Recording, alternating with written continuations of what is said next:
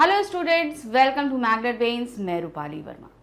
Magnets brain बहुत कोशिश करता है आप सभी के लिए अच्छे से अच्छा कंटेंट, अच्छी से अच्छी चीज़ प्रोवाइड कराने के लिए। इतनी मेहनत करता है और ये आपको 100% फ्री प्रोवाइड कराता है। इसके लिए कुछ भी आपसे पेमेंट नहीं मांगता। हम कभी ऐसा नहीं करते कि आपको 2 वीडियो दिखाने के बाद उसके आगे के वीडियो या उसके आगे के टॉपिक अगर आपको देखने हैं तो उसके लिए आपको कुछ पे करना पड़ेगा। हम यहाँ टोटली हर चीज़ आपको 100% फ्री देते हैं। कोई भी वीडियो कितनी भी बार आप देखना चाहें, क्लास किंडरगार्टन से लेकर क्लास 12 तक के लिए, state board, Hindi medium, English medium, NTSC, olympiad, सब ही 100% फ्री अवेलेबल है आपके लिए। तो यहाँ पर हम आपकी कामयाबी यानी कि आपकी एग्ज़ाम, आपकी पढ़ाई के लिए बेइंतहा कोशिश करते हैं और इसी कोशिश में आप हमारे साथ बने रहिए। चलिए देखते हैं आज का वीडियो क्या है। तो क्लास है हमारी 5th हिंदी की, बुक है हमारी रिमझिम और उसका अध्याय है 18, चुनौती हिमालय की। तो यहाँ पर हिमालय कैसी कैसी चुनौतियाँ, देखिए वो एक पहाड़ है और बहुत ही ऊंचा पहाड़ है, बहुत ऊंची ऊंची उसमें चोटियाँ हैं, बर्फ़ भी पड़ी है, जंगल भी हैं, वहाँ पर घाटियाँ भी हैं। तो यहाँ पर एक बार जवाहरलाल नेहरू जी जाते हैं तो उसी का यहाँ पर वर्णन किया गया है। तो चलिए पढ़ते हैं और जानते हैं जवाहरलाल नेहरू जी के अनुभव को और साथ ही कैसी कैसी चुनौती होती हैं यहाँ पर चढ़ने के लिए। तो शुरू करते हैं। तो सबसे पहले कहाँ से शुरू होता है? जोरजीला पास से आगे चलकर जवाहरलाल मातायान पहुंचे तो वहां के नवयुवक कुली ने बताया कि साफ सामने उस बर्फ से ढके पहाड़ के पीछे अमरनाथ की गुफा है।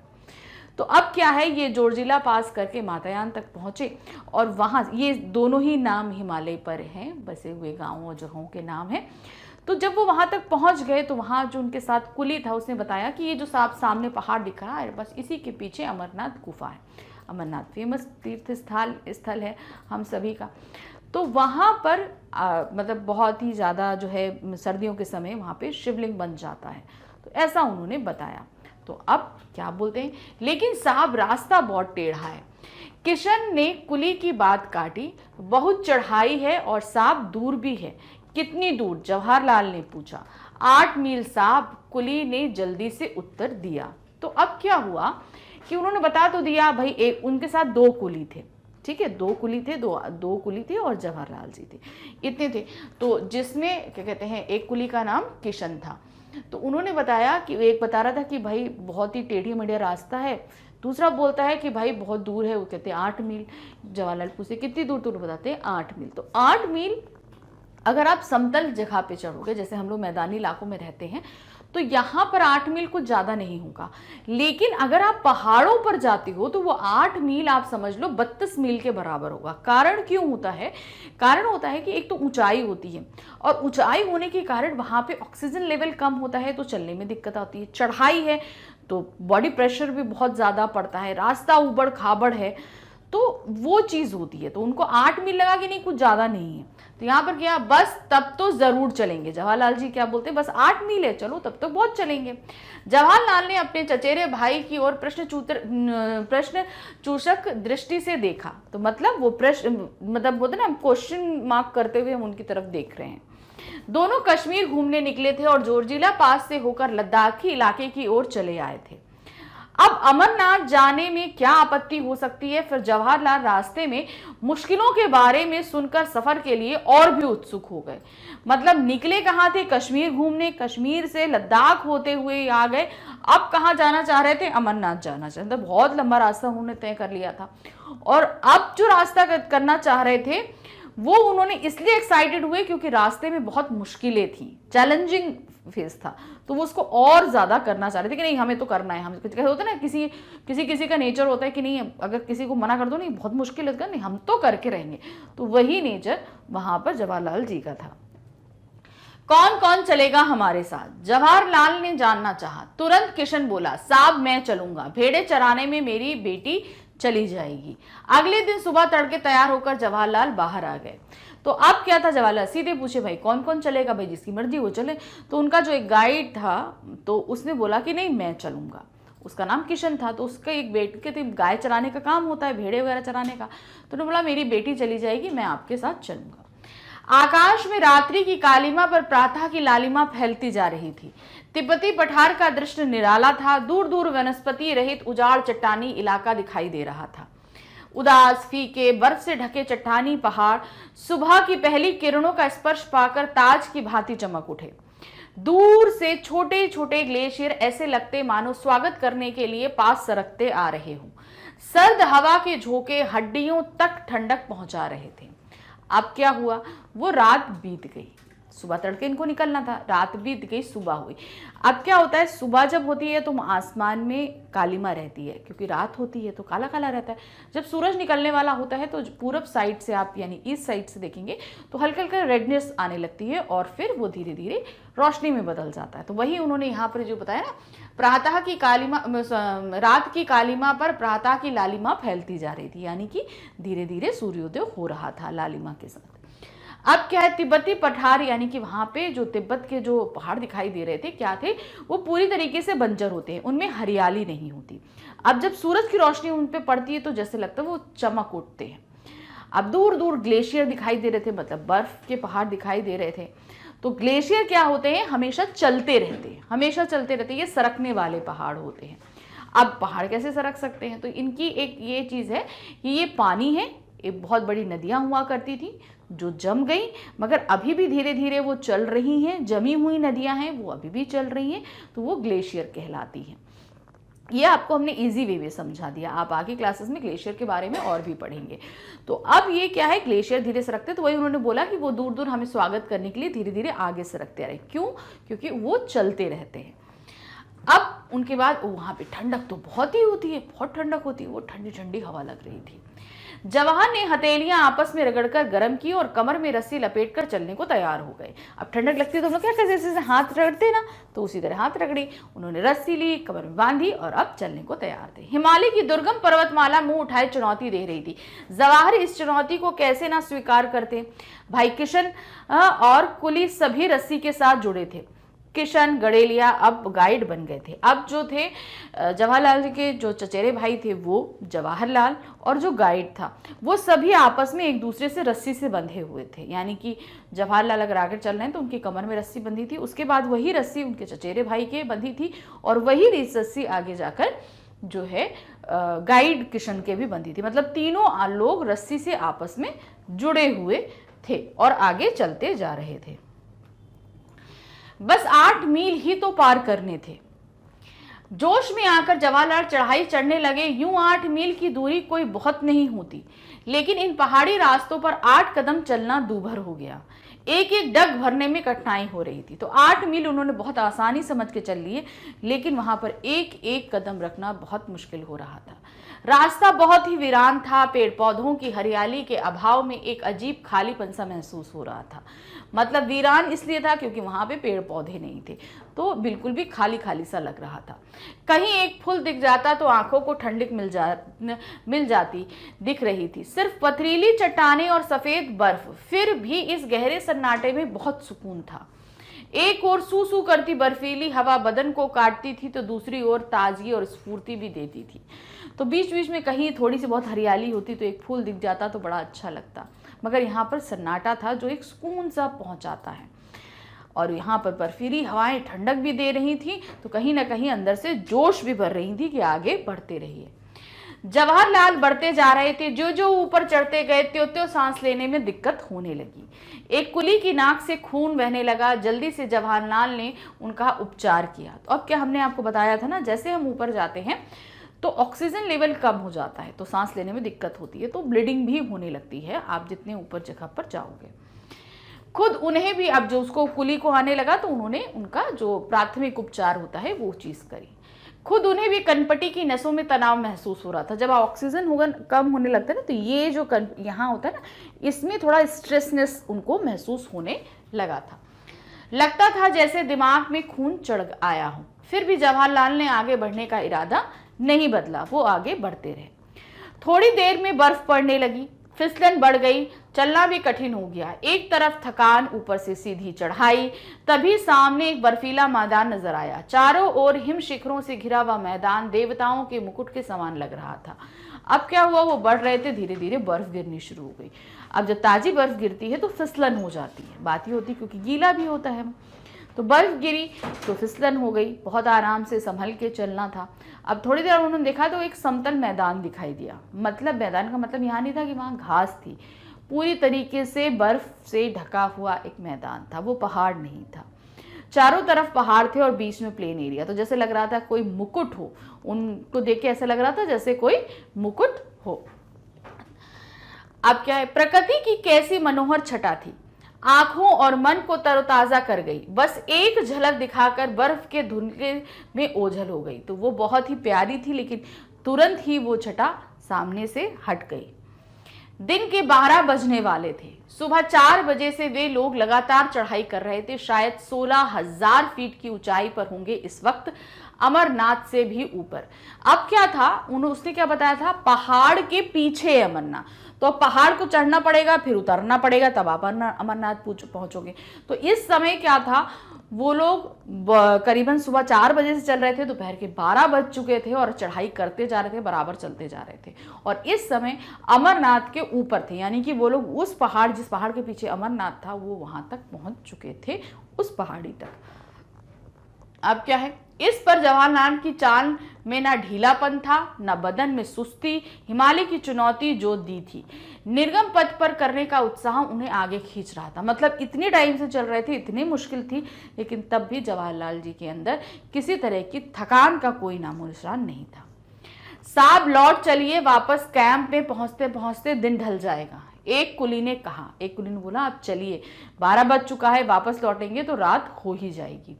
लेकिन अभी तो अमरनाथ नहीं पहुंचे। जवाहरलाल को लौटने का विचार पसंद नहीं आया। उन्होंने सीधे बोला, अभी तो अमरनाथ नहीं पहुंचे, तो हम वापस क्यों चलें? वह तो दूर बर्फ के उस मैदान के पार है। किशन बीच में बोल पड़ा, चलो चलो, चढ़ाई तो पार कर ली, अब आधे मील का मैदान ही तो बाकी है। कहकर जवाहरलाल ने थके हुए कुलियों को उत्साहित किया। तो अब क्या हुआ, उसने बोला कि भाई अभी अमरनाथ तो पहुंचे नहीं, जवाहरलाल जी ने बोला। तो दूसरा तुरंत बोला कि ये जो मैदान अभी दिख रहा है, इसके बाद है। तो उसने बोला कि भाई ये मैदान ही है, तो आधे मील का मैदान है, हम लोग पार कर लेंगे। तो प्रोत्साहित करते हुए जवाहरलाल नेहरू सबको आगे बढ़ने के लिए कहते हैं। सामने बर्फ का सपाट मैदान दिखाई दे रहा था, उसके पार दूसरी ओर से नीचे उतरकर गुफा तक पहुंचना था। यानी कि मैदान था, फिर नीचे उतरना था और फिर हम अमरनाथ पहुंच जाते। जवाहरलाल फुर्ती से पढ़ते जा रहे थे। दूर से मैदान जितना सपाट दिख रहा था, असलियत में उतना ही ऊबड़ खाबड़ था। कहने को वो सीधा था, लेकिन जब उस पर चला गया तो ऊबड़ खाबड़ था। कैसे? ताजी बर्फ के नीचे ऊंची नीची चट्टानों की एक पतली चादर से ढककर एक समान कर दिया था। अब क्या था, पत्थर थे, ऊंचे नीचे पत्थर पड़े थे और उसके ऊपर बर्फ गिर गई थी। तो बर्फ जब पड़ी, जो तुरंत पड़ी थी, उसकी वजह से वो एक सपाट मकान देगा जैसे ही, लेकिन हम पैर रखेंगे तो क्या होगा, वो धंसेगा और ऊंचे नीचे पत्थर आएंगे और चलना मुश्किल हो जाएगा। तो क्या हुआ, गहरी खाइयां थी, गड्ढे बर्फ से ढके हुए थे, गजब की फिसलन थी। कभी पैर फिसलता और कभी बर्फ में पैर अंदर धंसता जाता। बहुत नाप कर कदम रखने पड़ रहे थे। तो जो समतल मैदान दिख रहा था, एक्चुअल में वो बहुत ही ऊबड़ खाबड़ जो एरिया था, जिसके ऊपर बर्फ पड़ी थी, जिसके कारण फिसलन भी हो गई थी। ये तो चढ़ाई से भी मुश्किल था, पर जवाहर को मजा आ रहा था। तभी जवाहर ने देखा सामने एक गहरी खाई मुंह फाड़े निगलने को तैयार थी। अब सामने जब वो बढ़े तो देखा कि एक खाई है दिखाई दे रही थी। अचानक उनका पैर फिसला, वे लड़खड़ाए और इससे पहले कि संभल पाए वो खाई में गिर पड़े। तो जवाहरलाल का एकदम से पैर फिसला और वो खाई में गिर पड़े। सांप गिर गए, किशन तुरंत चीखा, जवाहर। भाई की पुकार वादियों की शांति भंग कर गई। वे खाई की ओर तेजी से बढ़े। रस्सी से बंधे जवाहरलाल हवा में लटक रहे थे। उफ, कैसा झटका लगा। तो अब क्या हुआ था, तीनों रस्सी में बंधे हुए थे, तो जवाहर जैसे गिरे तो बाकी सबके वेट से वो ऐसे ऐसे करके झूल रहे थे रस्सी के। वो नीचे खाई में नीचे नहीं गिरे थे, वो बीच में ही रस्सी के सहारे झूल रहे थे, इसीलिए रस्सी सब एक दूसरे से बंधी हुई थी। दोनों तरफ चट्टाने ही चट्टाने, नीचे गहरी खाई। जवाहरलाल कसकर रस्सी पकड़े थे, वहीं उनका एकमात्र सहारा था। जवाहर, ऊपर से भाई की पुकार सुनाई दी। मुंह ऊपर उठाया तो भाई और किशन ने धुंधले चेहरे खाई में झांकते हुए दिखाई दिए। हम खींच रहे हैं, रस्सी कस के पकड़े रहना। भाई ने हिदायत दी। जवाहरलाल जानते थे कि फिसलन के कारण यूं ऊपर खींच लेना आसान नहीं होगा। अब क्या हुआ, जब वो लटक रहे थे, दोनों तरफ पहाड़ थे, बीच में खाई थी, तो उनको देखा, ऊपर से इन्होंने झाँका, हम खींच रहे हैं, तुम पकड़े रहो। लेकिन अब ऊपर फिसलन थी, इसलिए खींचना भी आसान नहीं था। भाई मैं चट्टान पर पैर जमा लूं, वह चिल्लाए। नहीं था तो उन्होंने बोला हम चट्टान पर पैर जमा लेते हैं तो मुझे खींचना आसान हो जाएगा। खाई की दीवारों से उनकी आवाज टकराकर दूर दूर तक गूंज गई। हल्की सी पेंग बढ़ा। जवाहरलाल ने खाई की दीवार में उभरी चट्टान को मजबूती से पकड़ लिया और पथरीले धरातल पर पैर जमा लिए। पैरों तले धरती के एहसास से जवाहरलाल की हिम्मत बढ़ गई। अब क्या था, वो बीच में झूल लेते, तो उन्होंने क्या किया, पेंग दी। जैसे हम लोग झूला झूलते समय ऐसे स्पीड बढ़ाते हैं ना, तो उन्होंने वो चीज करी, अपने आप को आगे पीछे किया, तो वो आगे पहाड़ पे, वहां पे उन्होंने पैर जमा लिया। अब क्या था, पैर जमा लेने से जब वो खुद अपना भी फोर्स दे रहे थे, तो अब उनको ऊपर खींचना आसान हो जाता। घबराना मत जवाहर, भाई की आवाज सुनाई दी। मैं बिल्कुल ठीक हूं, कहकर जवाहरलाल मजबूती से रस्सी पकड़ एक एक कदम ऊपर की ओर बढ़ने लगे। तो उन्होंने बोला मैं घबराया नहीं हूं, मैं मजबूती से पकड़ा हूं। धीरे धीरे वो एक एक कदम ऊपर आने लगे। कभी पैर फिसलता, कभी तो हल्का फुल्का पत्थर पैरों के नीचे से सरक जाता, तो वह मन ही मन कांप जाते और मजबूती से रस्सी पकड़ लेते। अब क्या हुआ, अब पहाड़ तो एक पल था नहीं, तो जैसे किसी चीज पे पैर जमाते तो कभी वो सरक जाता पत्थर, तो एकदम से अरे फिर से फिसल जाएंगे। तो इस तरीके से वो धीरे धीरे अपने आप को संभालते हुए आगे बढ़ रहे थे। रस्सी से हथेलियां भी जैसे कटने लगी थी, पर जवान ने उस तरफ ध्यान नहीं दिया। कुली और किशन उन्हें खींचकर बार बार ऊपर चढ़ने में मदद कर रहे थे। धीरे धीरे सरक कर किसी तरह जवाहरलाल ऊपर पहुंचे। मुड़कर ऊपर से नीचे देखा कि खाई इतनी गहरी थी कि कोई गिर जाए तो उसका पता भी ना चले। जैसे तैसे वो धीरे धीरे ऊपर चढ़ गए। वहां से झांक के देखा तो खाई इतनी गहरी थी कि कोई गिर जाता तो किसी का अता पता भी नहीं मिलता कि वो गया कहाँ। शुक्र है भगवान का, भाई ने गहरी सांस ली। साहब चोट तो नहीं आई, एक कुली ने पूछा। गर्दन हिला, कपड़े झाड़ जवाहरलाल फिर चलने को तैयार हो गए। हादसे से हल्का सा झटका जरूर लगा, फिर भी जोश ठंडा नहीं हुआ। वह अब भी आगे जाना चाहते थे। ऊपर आ गए किसी तरीके से। सबने पूछा भाई चोट नहीं लगी, उन्होंने बोला नहीं चोट नहीं लगी। कपड़े अपने झाड़े और अब तैयार थे फिर से आगे बढ़ने के लिए। मतलब हो गया आप चलो पीछे चले, नहीं, वो उनको अमरनाथ जाना था, उन्होंने फिर से आगे जोश दिखाया कि मुझे फिर से आगे जाना है, और वो पूरे जोश के साथ आगे बढ़ने लगे। आगे चलकर इस तरह की गहरी चौड़ी खाइयों की तादाद बहुत थी। खाइयां पार करने का उचित सामान भी नहीं था। निराश होकर जवाहरलाल को अमरनाथ तक का सफर अधूरा छोड़कर वापस लौटना पड़ा। अमरनाथ पहुंचने का सपना तो पूरा ना हो सका, पर हिमालय की ऊंचाइयां सदा जवाहरलाल को आकर्षित करती रहीं। तो अब क्या हुआ, अब जिस खाई में वो गिरे थे उससे और गहरी और मुश्किल खाइयां आगे थी। अब इन्होंने कोई प्लान तो किया नहीं था कि उनको यहाँ पे जाना है, तो इसलिए भाई जब हम पहाड़ चढ़ते हैं तो उसके लिए अलग तरह तरह के उपकरण होते हैं, हम इक्विपमेंट लेके चलते हैं, तो वो कुछ नहीं था, साधन नहीं थे। तो भाई ये हुआ अंतिम फैसला कि अब वापस चलना है। लेकिन उन्होंने आधा रास्ता अमरनाथ का पार किया था, तो हिमालय की चुनौतियां उनको पता थी, तो वो हमेशा उन्हें आकर्षित करती रही, वापस उन्हें बुलाती रही। तो ये जो हमारे सामने रखा है वो सुरेखा परिणिधिकर ने लिख कर ये सामने हमारे सामने रखा है कि हिमालय की चुनौतियां कैसी होती हैं, ये देखा। अब ये तो हमने एक वर्णन पढ़ा हिमालय का, इसी तरीके से एक वर्णन हमारी किताब में और दिया है और उस पर कुछ प्रश्न भी पूछे हैं। तो क्या है, पहले हम वर्णन देखेंगे।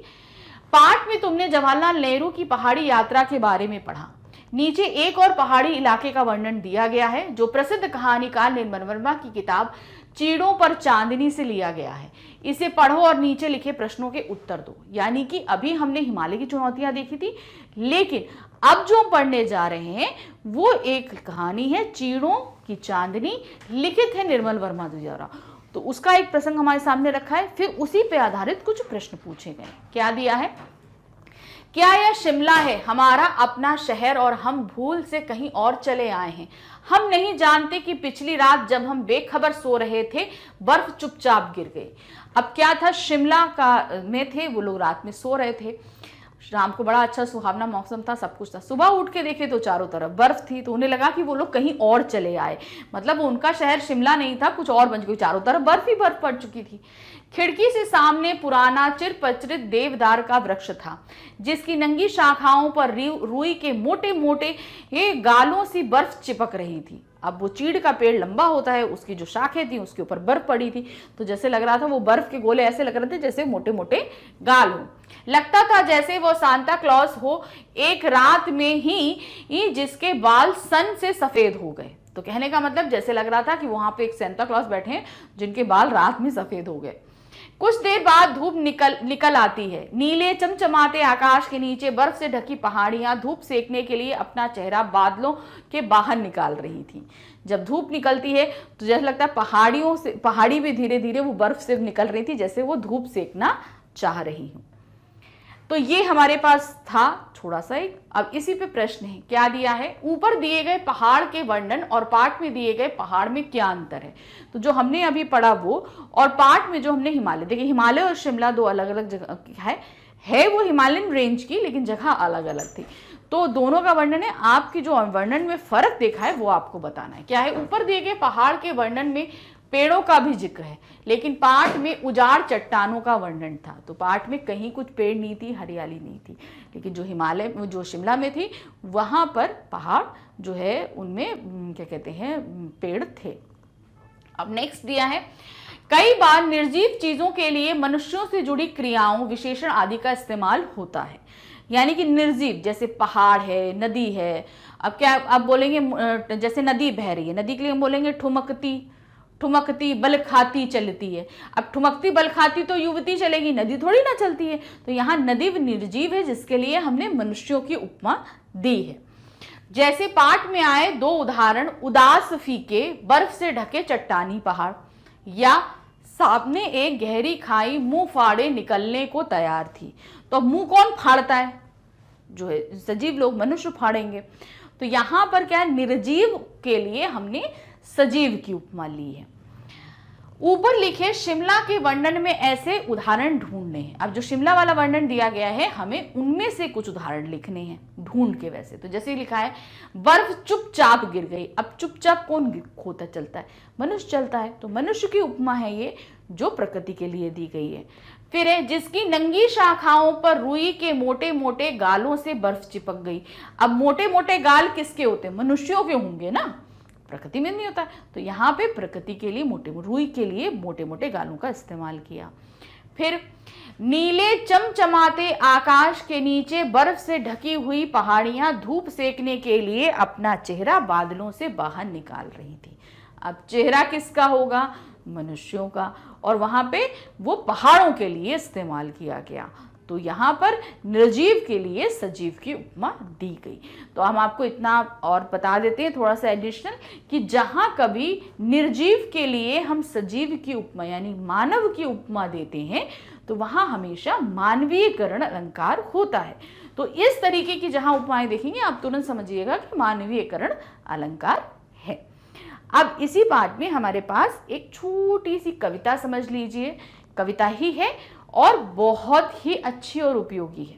कहने को क्या है, पेड़ है, लेकिन जब हम पेड़ उगाते हैं तो क्या क्या चीजें हम बना लेते हैं। देखिए, हम क्या उगाते हैं जब पेड़ उगाते हैं, हम पानी का जहाज उगाते हैं जो समुद्र पार करेगा, हम मस्तूल उगाते हैं जिस पर पाल बंधेगी, हम वे फट्टे उगाते हैं जो हवा के थपेड़ों का सामना करेंगे, जहाज का तला शहतीर कोहनी, हम पानी का जहाज उगाते हैं जब पेड़ उगाते हैं। तो यहां तक हमने क्या देखा कि जब हम पेड़ उगाते हैं तो हम पानी का जहाज उगाते हैं, मतलब उसके लिए हम शहतीर उगाते हैं, कोहनी उगाते हैं, फट्टे उगाते हैं, उसका तला, मतलब हम टोटल उसी पेड़ से ही तो जहाज बनाते हैं। जितना कुछ उसमें जब पेड़ से हमें लकड़ी प्राप्त होती है तो उसी से हम क्या बनाते हैं, पानी का जहाज बनाते हैं। उसको हम क्या करते हैं, उसमें मस्तूल उगाते हैं जिसमें पाल बांधी जाती है, उसके लिए फट्टे जो हवा के डायरेक्शन को बदलते हैं, जहाज का तला शहतीर, ये सभी कुछ उगाते हैं जब हम पेड़ को उगाते हैं। यानी कि पेड़ से हम एक पूरे पानी के जहाज को बनाते हैं। आगे है, हम क्या उगाते हैं जब पेड़ उगाते हैं, हम बल्लियां, पटरियां और फर्श उगाते हैं, हम खिड़की, रोशनदान और दरवाजे उगाते हैं, हम छत के लट्ठे, शहतीर और उसके तमाम हिस्से उगाते हैं। तो जब हम पेड़ उगाते हैं तो एक तरीके से अपने मकान को उगा रहे होते हैं, अपने घर को उगा रहे होते हैं। उसके लिए खिड़की हैं, दरवाजे हैं, फर्श हैं, छत हैं, और रोशनदान सभी कुछ लकड़ी से बनता है। तो हम लकड़ी के पेड़ जब उगाते हैं तो एक तरीके से क्या है, हम अपने घर के लिए वो अगर इस्तेमाल करते हैं तो घर में इतनी सारी चीजें हम लकड़ियों से बनाते हैं। हम घर उगाते हैं जब पेड़ उगाते हैं। हम क्या उगाते हैं जब पेड़ उगाते हैं? ऐसी हजारों चीजें जो हम हर दिन देखते हैं। हम गुम्मद से भी ऊपर आने वाले शिखर उगाते हैं। हम अपने देश का झंडा फहराने वाले स्तंभ उगाते हैं। सूरज की गर्मी से छाया मानो मुफ्त ही उगाते हैं। हम यह सब उगाते हैं जब पेड़ उगाते हैं। तो यहां पर क्या बताया है कि जब हम पेड़ उगाते हैं तो हम वो बल्ली उगाते हैं जिसपे हमारे देश का झंडा लहराता है। हम वो सब उगाते हैं जो हम पूरे दिन में बहुत सारी चीजें इस्तेमाल करते हैं। आप एक पेंसिल इस्तेमाल करते हैं तो वो भी किससे बनती है? पेड़ से बनती है। आप जिस कागज से लिखते हैं वो पेड़ से बनती है। जिस मेज पर बैठकर पढ़ते हैं, जिस टेबल पे बैठते, जिस चेयर पे बैठते हैं, वो सभी लकड़ी से बनती है। तो मतलब हम अपने दिन में हर बहुत सारी चीजें हैं जो इस्तेमाल करते हैं, हमें पेड़ों से ही प्राप्त होती है। तो एक तरीके से क्या है, हम सूरज की गर्मी, जो सूरज है उसके लिए हम छांव उगाते हैं। यानी कि हमको वो छांव कहाँ प्राप्त होती है? ठंडी ठंडी पेड़ों के नीचे प्राप्त होती है। अगर हम पेड़ उगा रहे हैं तो यही छांव अपने मकान में देखना चाहते हैं, तो मकान के अंदर भी हमको वो छांव किससे प्राप्त होती है? पेड़ से ही प्राप्त होती है। तो यहाँ पेड़ के महत्व को समझाया गया है कि पेड़ हमारे लिए कितना इंपॉर्टेंट है। अगर पेड़ नहीं हो तो एक तरीके से हमारा जीवन रुक सा जाएगा। तो ये प्यारी सी कविता हमारे सामने रखी है हेनरी एवे ने। इसे इंग्लिश में लिखा गया था, इसे हिंदी में अनुवादित किया है कबीर बाजपेयी जी ने। तो पहला है, कहाँ क्या है, आपको ये बताना है। यहां पर अब आपको मैप के जरिए चीजों को समझाना है। तो क्या दिया है? लद्दाख जम्मू कश्मीर राज्य में है। पाठ्य पुस्तक में दिए गए भारत के नक्शे में ढूंढो कि लद्दाख कहाँ है और तुम्हारा घर कहाँ है। तो आपकी बुक में एक मैप दिया है जिसमें अलग अलग स्टेट दिए गए हैं। तो उसमें आपको करना है, अब यहाँ पे हमने देखिए मानचित्र में जो दिया है ये आपका लद्दाख एरिया है। इस तरीके से आपके पास जो मैप वहां दिया है उसमें ऐसे दिया होगा, ये पोर्शन हमारा कहाँ है? लद्दाख का है। अब आपका घर मानचित्र में कहाँ है, मतलब आप कौन सी स्टेट में रहते हैं वो आपको बताना होगा। जैसे आप अगर मध्य प्रदेश में हो तो यहाँ है, यूपी में है तो आप यहाँ पर हो। तो इस तरीके से आप धीरे धीरे आगे बढ़ते जाएंगे कि आपका कौन सा स्टेट पड़ता है। नेक्स्ट क्वेश्चन है, अनुमान लगाओ कि तुम जहां रहते हो वहां से लद्दाख पहुंचने में कितने दिन लग सकते हैं और वहां किन किन जरियों से पहुंचा जा सकता है। अब मान लीजिए अगर आप मध्य प्रदेश में रहते हैं तो यहां से लद्दाख पहुंचने में कितना टाइम लगेगा, कितने दिन लगेंगे और आप किस किस वे से डाल सकते हो। तो आप जहां कहीं भी रहते हैं वहां से आपको ये सारी चीजें पता करनी होंगी। जैसे हम दिल्ली में रहते हैं, यहां से लद्दाख पहुंचने में 2-3 दिन लग सकते हैं। वहां रेल, बस और वायुयान द्वारा जाया जा सकता है। मतलब आप रेल से जा सकते हो, बस से जा सकते हो और एरोप्लेन से, ये 3 वे से आप वहां तक पहुंच सकते हैं। अब कहां क्या है, क्या चीज है, कहां क्या है। किताब के शुरू में तुमने तिब्बती लोक कथा राख की रस्सी पढ़ी थी, यानी कि हमने सबसे पहला चैप्टर हमारा कौन सा था? राख की रस्सी। पाठ्य पुस्तक में दिए गए नक्शे में तिब्बत को ढूंढो। अब आपको क्या ढूंढना है? तिब्बत ढूंढना है। अब आप यहां देखेंगे ये एरिया पूरा हमारा क्या है? तिब्बत का है। तो इस तरीके से जो आपके पास जो मैप दिया है आपकी बुक में उसमें आप इसको सर्च करोगे। अब उसके आगे बढ़ते हैं, वाद विवाद क्या है? बर्फ से ढके चट्टानी पहाड़ों के उदास और फीके लगने की क्या वजह हो सकती है? तो क्या कारण था? बर्फ से ढके पहाड़ जो थे वो क्यों फीके लग रहे थे? कारण ये था क्योंकि वहां पर पेड़ नहीं थे, इसलिए वो बहुत ही फीके लग रहे थे। तो बर्फ से ढके चट्टानी पहाड़ों के उदास और फीके लगने की वजह वहां तक किसी का ना होना था, पेड़ नहीं थे, फीके थे वो, और साथ ही वहां तक लोग पहुंचते नहीं थे। जैसे हम लोग को आबादी में रहने की आदत है तो वो भी नहीं था, तो इसलिए फीके दिख रहे थे। अब आते हैं आगे, बताओ ये जगह कब उदास और फीकी लगती हैं और यहाँ कब रौनक होती है? घर, बाजार, स्कूल, खेत। आपके सामने 4 स्थल दिए हैं, घर है, बाजार है, स्कूल है, खेत है। ये चारों जगहें कब वीरान होती हैं और कब यहाँ पे बहुत ज्यादा रौनक होती है? तो सबसे पहले शुरू करते हैं घर कब उदास लगता है और कब यहाँ रौनक होती है। जब घर के सभी सदस्य बाहर चले जाते हैं तो घर उदास और फीका लगता है, लेकिन जब घर के सभी सदस्य घर में होते हैं तब घर में रौनक होती है। यानी कि जब सब बाहर होते हैं तो सब बिल्कुल सन्नाटा सा लगता है, इसलिए उदास लगते हैं, और सब रहते हैं, चहल पहल आवाजें आती रहती हैं तो अच्छा महसूस होता है। बाजार जब बाजार बंद होने लगता है तो वह उदास और फीका लगता है, लेकिन जब बाजार में लोग खरीदारी करने आते हैं तो वहां रौनक लगती है। यानी कि दिन के समय जब पूरी तरह मार्केटिंग होती है तो सब बहुत ही अच्छा लगता है, बहुत इंजॉयमेंट लगता है, लेकिन जब रात के समय बाजार बंद हो जाते हैं तो वो बहुत फीकापन देते हैं। जब स्कूल की छुट्टी हो जाती है तो स्कूल उदास और फीका हो जाता है, लेकिन जब बच्चे स्कूल आते हैं तो वहां रौनक रहती है। आप कभी स्कूल में ऑफ टाइम जाओ ना तो बिल्कुल सन्नाटा लगेगा, आपको लगेगा नहीं कि वो आपका स्कूल है। तो जब तक बच्चे रहते हैं तब तक रौनक है, और जब बच्चे नहीं रहते तब वहां पे बिल्कुल उदास और फीकापन लगता है। फिर आते हैं खेत।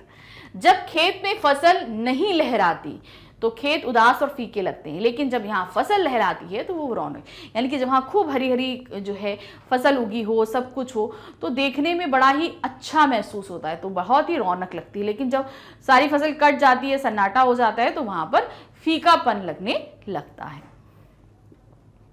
प्रश्न संख्या 2 है, जवाहरलाल को इस कठिन यात्रा के लिए तैयार नहीं होना चाहिए। तुम इससे सहमत हो तो भी तर्क दो, नहीं हो तो भी तर्क दो। अपने तर्कों को तुम कक्षा के सामने प्रस्तुत कर सकते हो। मतलब ये मुश्किल सफर था, जवाहरलाल को इस सफर पे नहीं जाना चाहिए था। आपको ये सही लगता है कि नहीं जाना चाहिए था, आपको लगता है कि नहीं जाना चाहिए था, तो आप जो भी बोलोगे आपको उसका रीजन देना पड़ेगा कि आप ये आंसर क्यों दे रहे हो।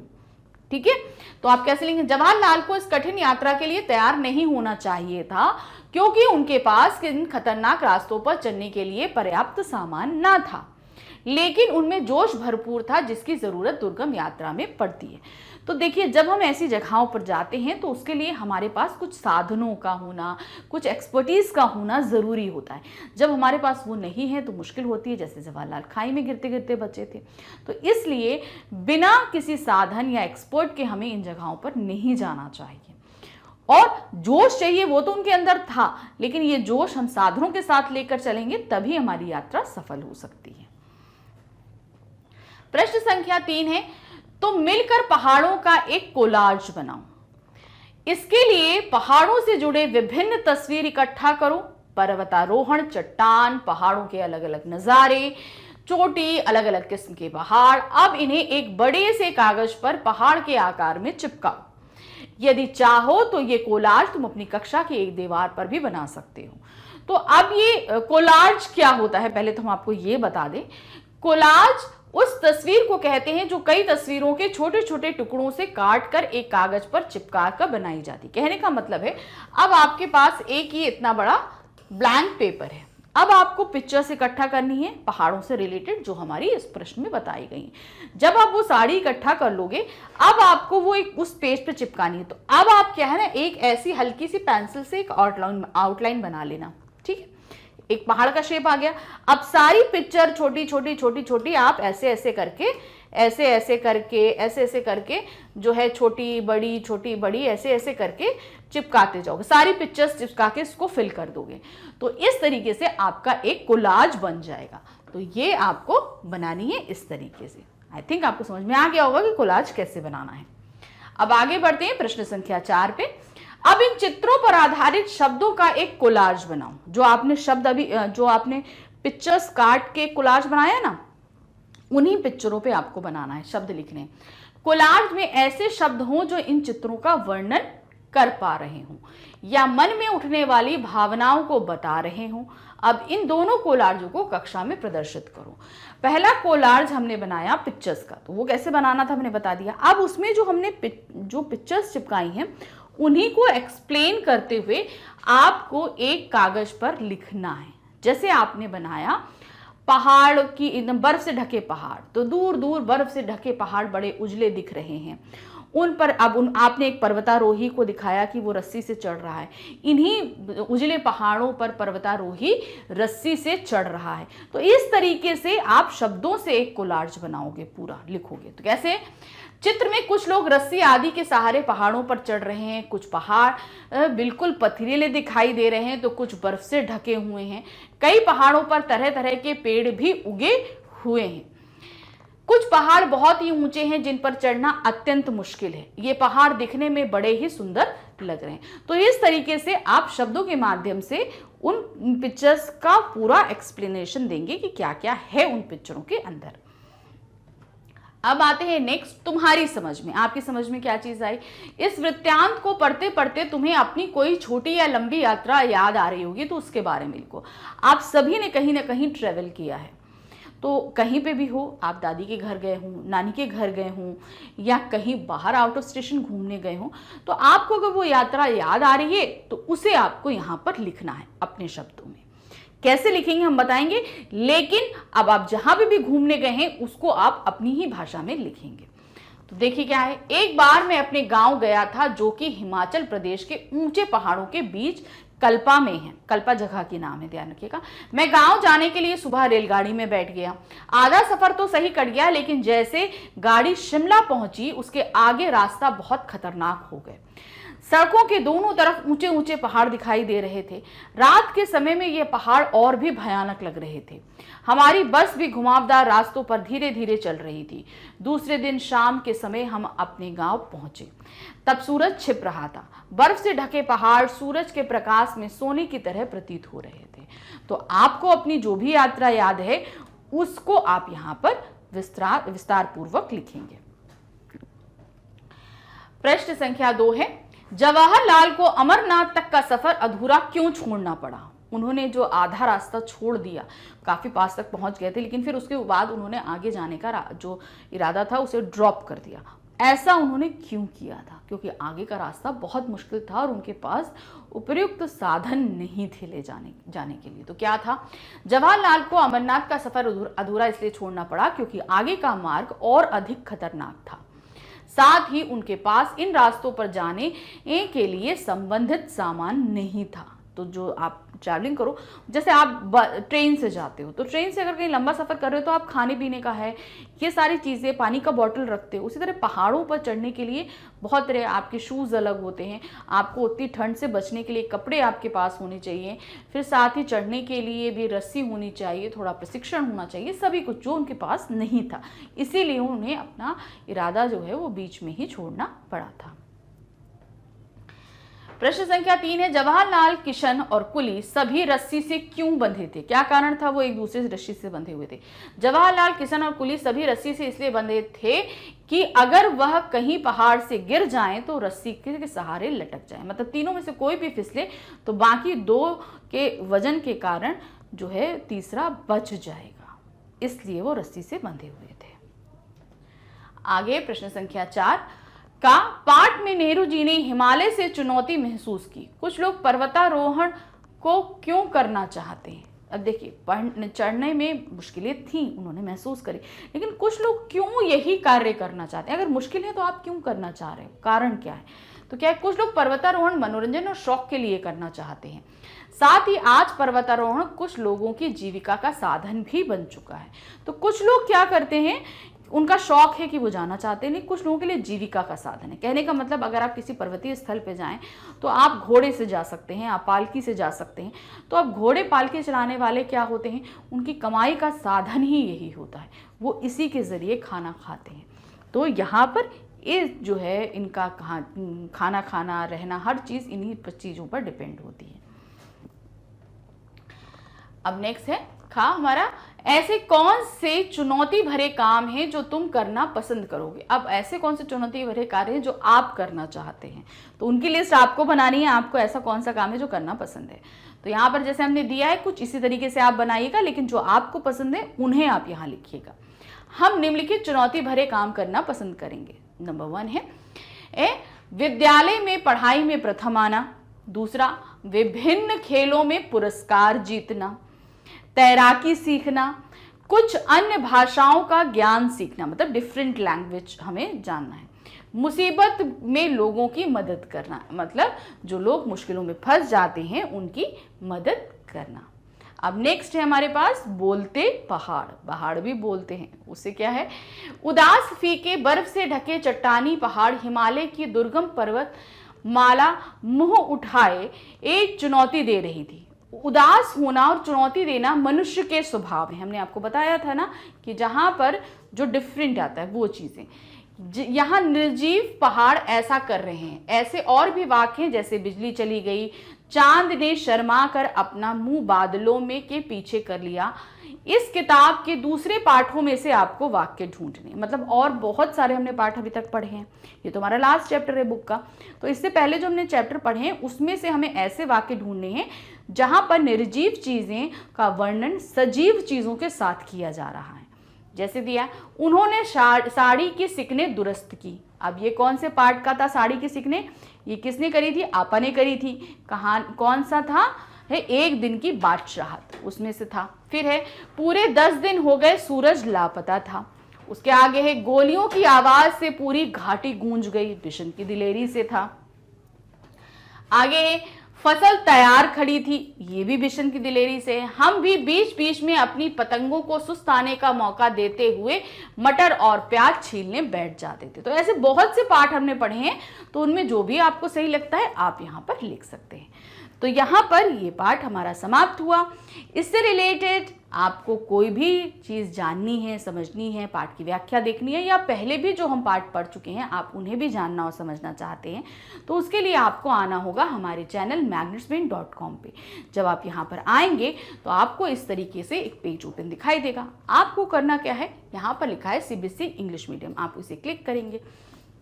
क्लिक करते ही आपके सामने सभी क्लासेस आ जाएंगी। आपको अपनी क्लास 5th सेलेक्ट करनी है। जैसे ही आप इसे सेलेक्ट करोगे आपके सामने 5th में पढ़ाए जाने वाले सभी सब्जेक्ट्स आ जाएंगे।